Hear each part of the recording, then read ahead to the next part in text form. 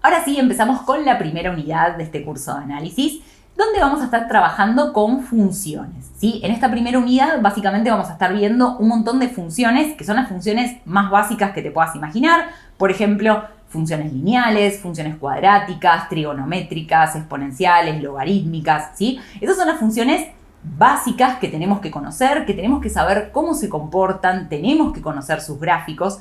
No porque en particular en el parcial a vos te vayan a tomar alguno de estos ejercicios con algunas de estas funciones, ¿no? Eso, lamentablemente, ya te lo adelanto, no, en el parcial van a aparecer funciones bastante más complicadas para analizar, pero acá estamos en el principio de la materia. Y si queremos llegar a trabajar con funciones más complicadas, lo primero que tenemos que hacer es conocer a las funciones más básicas que existen, y eso es lo que vamos a estar haciendo ahora acá en esta unidad. Pero primero, antes de meternos a trabajar con cada una de estas funciones, que vos vas a ver ahora que después ya se viene la clase de función lineal, función cuadrática, y ahí sí vamos a estar trabajando específicamente con alguna de estas funciones, lo que vamos a ver ahora es lo básico, ¿sí? O sea, ¿qué es una función? Si digo que vamos a estar trabajando con funciones, en la primera clase tenemos que arrancar por definirlas. Entonces, ¿qué es una función? Básicamente, una función es algo como esto, o como esto, o como esto, ¿sí? Todas estas que te estoy mostrando son funciones. Y básicamente, a mí lo que me gusta pensar es esta analogía de que una función es como una máquina, ¿sí? Una función es una máquina a la cual yo le meto un valor en X, ¿sí? Y me devuelve un valor en Y, ¿sí? Y en el medio hace alguna operación. Por ejemplo, esta función que yo te muestro acá, ¿qué hace cuando yo le meto un valor en X? Bueno, ese X lo multiplica por 2, le suma 1 y me tira un valor en Y, ¿sí? Le meto otro X, bueno, hará la operación de nuevo, lo multiplica por 2, le suma 1 y me devuelve un valor en Y, ¿sí? Y algo clave de las funciones es que para cada valor en X me va a devolver un único valor en Y, ¿sí? Eso grabátelo. Si una curva es una función, no puede estar esta ambigüedad de decir, bueno, le meto un valor en X y me tira dos valores en Y posibles. No, jamás. Una función, por definición, para cada valor en X, solo me va a devolver un valor en Y, ¿sí? Y ahora la pregunta que nos podemos hacer es, ¿será que yo a mi máquina le puedo meter cualquier valor en X? ¿Le puedo meter el valor en X que se me ocurra y siempre me va a devolver un valor en Y? Bueno, la realidad es que no. Eso solo va a ocurrir para los X donde la función existe. Para los X que forman parte del dominio de la función, ¿sí? El dominio de la función, si querés, eso es un concepto importantísimo. ¿Sí? Acá me prendés todas las alertas porque dominio de funciones es un concepto clave. El dominio de una función, si querés pensarlo, son todos los X que yo le puedo meter a mi función y que me van a arrojar un resultado en Y, ¿sí? Es decir, puede pasar que alguna función no tenga ninguna restricción. Por ejemplo, esta que yo te muestro acá. ¿Tendrá alguna restricción? ¿Habrá algún X que yo no le pueda meter y la máquina no pueda hacer esta operación? No, vos ves esta función así, es re inocente. Decís, no, a ver, no se me ocurre ninguno. No, claro, el dominio, por ejemplo, de esta función es todos los reales, ¿sí? Cualquier X yo le puedo meter y algún resultado en Y me va a tirar, ¿sí? Ahora, hay algunas restricciones que nosotros nos podemos encontrar en una función y justamente van a hacer que haya X que van a estar prohibidos, que yo no pueda meter en mi función porque básicamente no me van a arrojar ningún resultado en Y, ¿sí? Entonces, esas restricciones las tenemos que conocer, son 3, ¿sí? Y básicamente nosotros cada vez que veamos una función y queramos ver el dominio, para ver si hay alguna restricción en el dominio, vamos a tener que ver si hay alguna de estas 3 situaciones que son las que me van a prohibir algunos valores en X. ¿Qué son? Tenemos que ver si hay divisiones, tenemos que ver si hay raíces pares, ¿sí? Con raíces pares me refiero a raíces cuadradas, raíces cuartas, ¿sí? No, por ejemplo, raíz cúbica, ¿sí? Porque ahí el índice es impar, ¿sí? Entonces, divisiones, raíces pares y logaritmos. ¿Por qué? ¿Cuáles son las restricciones que me van a imponer estas situaciones? Primero, cuando nosotros tenemos divisiones, hay algo que está prohibidísimo, que jamás vamos a poder hacer, eso grabátelo.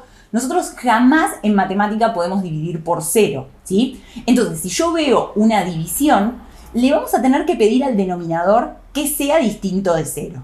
Si hay algún X que yo llego a meter en la máquina y hace que, por ejemplo, ese denominador valga 0, por ejemplo, en esta función de acá, fíjate que, por ejemplo, si yo meto X igual a 1, estaría siendo 1 menos 1, 0. Ah, explota todo. No, jamás. O sea, no puedo dividir por 0, entonces x igual a 1 va a estar prohibido. El dominio de esta función no va a incluir el 1, ¿sí? Eso ahora igual tranqui, eso lo vamos a ir viendo, pero la manera que vamos a tener formal para decir esto es, así como yo antes decía, por ejemplo, bueno, el dominio es todos los reales, ahora voy a decir, bueno, es todos los reales menos el 1.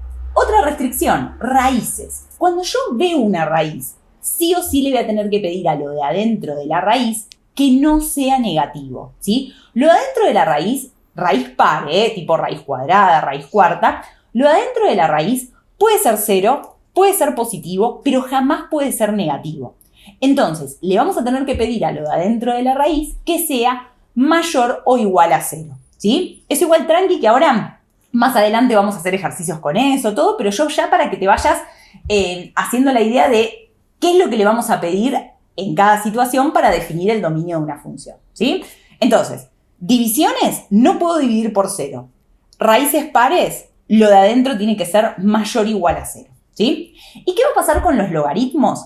Bueno, lo de adentro del logaritmo jamás puede ser ni negativo ni 0, ¿sí? Entonces, cada vez que nos encontremos con un logaritmo de algo, al algo ese, a lo de adentro del logaritmo, le vamos a tener que pedir que sea mayor estricto que 0, ¿sí? Bien, estas entonces son las 3 cosas que nosotros tenemos que mirar en una función si queremos ver el dominio, ¿sí? Ver si hay una división, ver si hay raíces pares y ver si hay logaritmo, ¿sí? Si no hay nada de eso, listo, ya está. El dominio es todos los reales, no tengo ninguna restricción. ¿Bien? Bueno, perfecto. El dominio es una de las cosas básicas que nos va a interesar conocer de una función. Lo otro es la imagen. ¿Y qué es la imagen de una función? Básicamente la imagen es el conjunto de valores en i para los cuales si yo a mi máquina, a mi función, le meto algún valor en x, sé que voy a obtener ese valor en y, ¿sí? Si hay algún x que yo le meto a mi función y me va a devolver ese valor en y, entonces ese y pertenece a la imagen. Si no existe ningún x que yo le meta a mi función y me devuelva ese valor en y, entonces ese y no pertenece a la imagen, ¿sí? Después hay muchas otras cosas que nos va a interesar conocer de funciones, como por ejemplo las raíces, los conjuntos de positividad, de negatividad, los intervalos de crecimiento y decrecimiento, que para eso ya recién acabo de graficar una función y todos esos te los voy a mostrar ahora en la tablet. Así que entonces seguime que te muestro todas estas otras cosas que tenemos que saber de una función aparte del dominio y de la imagen. La función que vamos a usar como ejemplo para esta parte es esta que ustedes ven graficada acá, ¿sí? Que es la función f de x es igual a 2x cubo más 3x cuadrado, ¿sí? Tranqui que nadie pretende que ustedes hoy en este punto sepan que esta función se grafica así, ¿sí? Esto es solo un ejemplo que lo vamos a usar para ver algunos aspectos clave que nos va a interesar conocer de cualquier función, además del dominio de imagen que ya nombramos. Uno de estos aspectos es cuáles son las raíces de una función. Las raíces son los puntos donde la función corta el eje x. Entonces, te das cuenta gráficamente que, por ejemplo, esta función f tiene sus raíces acá y acá, ¿no? O sea, en estos x, la función está cortando al eje x. Y fíjate que cumplen algo muy importante, que es que justo cuando nos paramos en estos x, la función vale 0. Es decir, si yo estos x los meto acá en la función, el resultado en y que me va a arrojar es 0. ¿Eso te das cuenta? O sea, fíjate lo siguiente, por ejemplo, si yo me paro en x igual a menos 1, ¿sí? Ahí, ¿qué resultado en y me va a tirar? Bueno, me va a tirar este de acá, el 1, ¿no? Si me paro ahora en x igual a menos 0,5, el resultado en y que me arroje la función va a ser este, 0,5.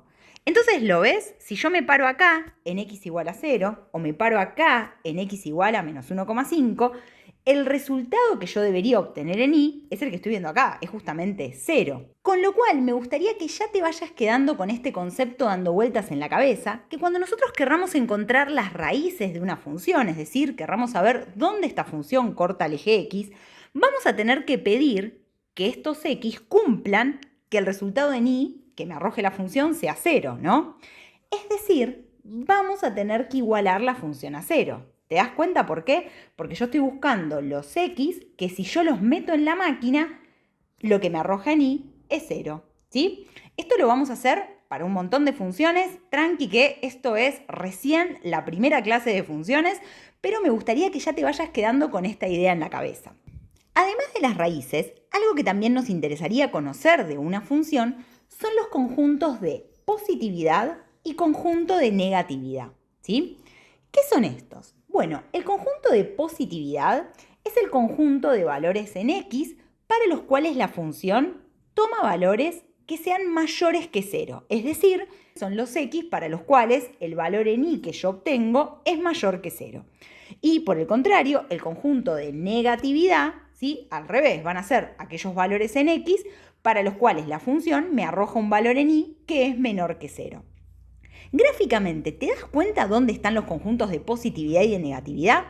Bueno, a ver, si yo vengo desde acá, desde menos infinito hasta esta raíz, hasta menos 1,5, ¿te das cuenta que para todos estos valores en x, el valor en y que yo obtenga va a ser negativo, ¿no? Pues por ejemplo, si me paro acá, fíjate que el valor en y claro, va a ser uno de acá, va a ser negativo. Si me paro acá, bueno, recontra negativo, ¿sí?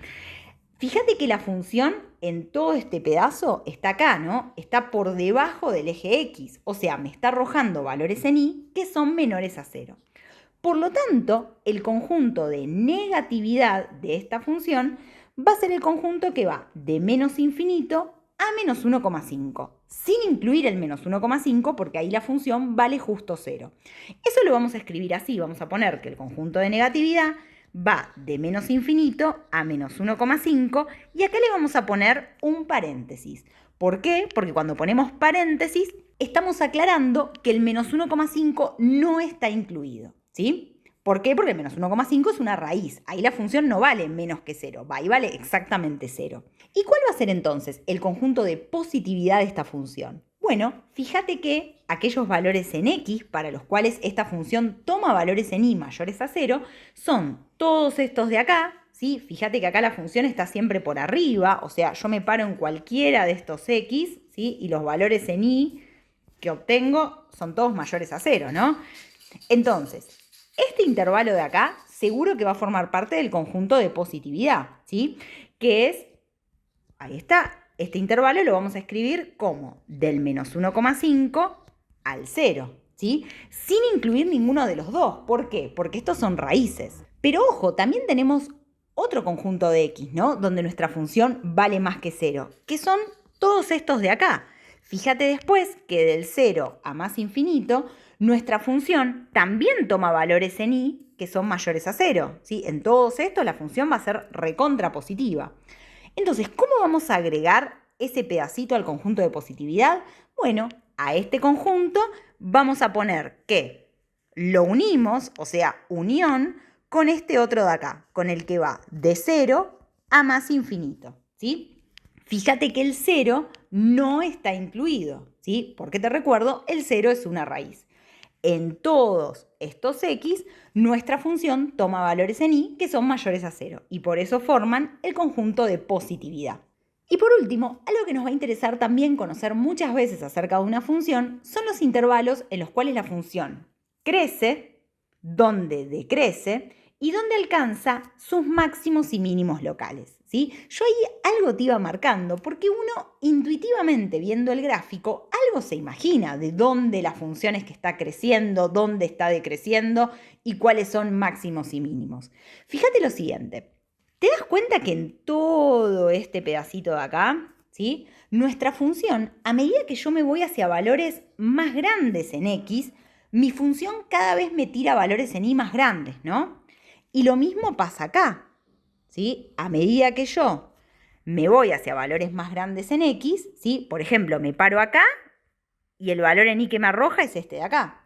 Ahora, ya si me paro acá, el valor en y es mucho más grande, ¿sí? Por lo tanto, en toda esta porción, mi función, ¿se dan cuenta que está creciendo? En cambio, fíjense que en este pedacito de acá mi función decrece. ¿Por qué? Porque a medida que me voy hacia valores más grandes en x, el resultado que me tira en y, la función, es cada vez menos, ¿sí? Si me paro acá, por ejemplo, obtengo este resultado en y. En cambio, si me paro acá, en este x, bueno, el resultado en y ven que es menor, ¿sí? Por lo tanto, en todo este pedacito está decreciendo. Y ahora me gustaría que te fijes lo siguiente. Si mi función viene creciendo y de repente empieza a decrecer, ¿por qué será? Bueno, es porque justo acá, ¿sí? ¿Qué es lo que alcanzó? Alcanzó un máximo. Y si mi función viene decreciendo y de repente empieza a crecer, es porque acá alcanzó un mínimo, ¿sí? Por lo tanto, eso que ya veíamos intuitivamente, ¿sí? En la función, vamos a borrar todo, ahí está, es que acá mi función tiene un máximo local, ¿sí? Y acá tiene un mínimo local. Acá mi función venía creciendo y de repente empezó a decrecer, y acá al revés, venía decreciendo y de repente empezó a crecer, ¿sí? Este es un máximo local y este es un mínimo local. Entonces, ahora que entendimos intuitivamente, así viendo el gráfico, más o menos dónde mi función crece, dónde decrece, cuáles son los máximos, cuáles son los mínimos, vamos a ver entonces cómo vamos a reportar esto. Los puntos máximos y mínimos te das cuenta cómo reportarlos, ¿no? O sea, yo por ejemplo tengo este puntito de acá, ¿sí? Como cualquier punto lo tengo que reportar con sus coordenadas. La coordenada en X es -1 y la coordenada en Y es 1. Por lo tanto, esta función alcanza un máximo en el punto -1, 1. ¿Sí? También esto lo pueden ver escrito, a veces simplemente se dice el X en el cual alcanza el máximo, entonces también pueden decir que el máximo se alcanza en X igual a -1. ¿Sí? ¿Y dónde alcanza el mínimo? Bueno, fíjense que acá, ¿cuáles son las coordenadas de este punto? Es el 0, 0, ¿no? O sea, esta función tiene un mínimo en el punto 0, 0, o también lo pueden ver escrito como que tiene un mínimo en X igual a 0, ¿sí? Bien, ahora, ¿qué pasa con los intervalos de crecimiento y decrecimiento? Estos intervalos siempre los vamos a reportar en el eje X, ¿sí? Entonces, fíjate que nosotros intuitivamente nos dimos cuenta que la función estaba creciendo en todo este pedacito de acá, ¿no? O sea, viene creciendo y de repente acá, cuando llega al máximo, ahí frena, porque ahí va a empezar a decrecer. Pero yo lo tengo que reportar acá, en el eje X, ¿sí? Entonces, ¿para qué valores de X mi función crece? Te das cuenta que son estos de acá, ¿no? Desde menos infinito, hasta el -1. ¿Por qué? Porque acordate que en X igual a -1, esta función alcanza el máximo y a partir de ahí empieza a decrecer. Entonces, veamos, intervalo de crecimiento, ¿sí? Va a ir desde menos infinito hasta -1. ¿En este pedacito solo? No, también nos dimos cuenta que estaba este otro de acá, ¿sí? ¿Que cómo lo voy a reportar en el eje X? ¿Cuáles son los valores en X para los cuales la función está creciendo? Son todos estos de acá, de 0 a más infinito, ¿sí? Entonces acá vamos a poner unión de 0 a más infinito, ¿sí? Y con la misma idea, ¿dónde mi función decrece? Bueno, nosotros nos habíamos dado cuenta que decrecía en todo este pedacito de acá, pero yo lo tengo que reportar respecto del eje X. Entonces, ¿dónde decrece mi función? Decrece desde X igual a -1 hasta X igual a 0, ¿sí? O sea, lo vamos a escribir así, desde -1 hasta el 0. Fíjate que ni el -1 ni el 0 están incluidos en estos intervalos porque justo en esos puntos, justo en esos X, mi función no crece ni decrece, sino que justamente alcanza un máximo o un mínimo.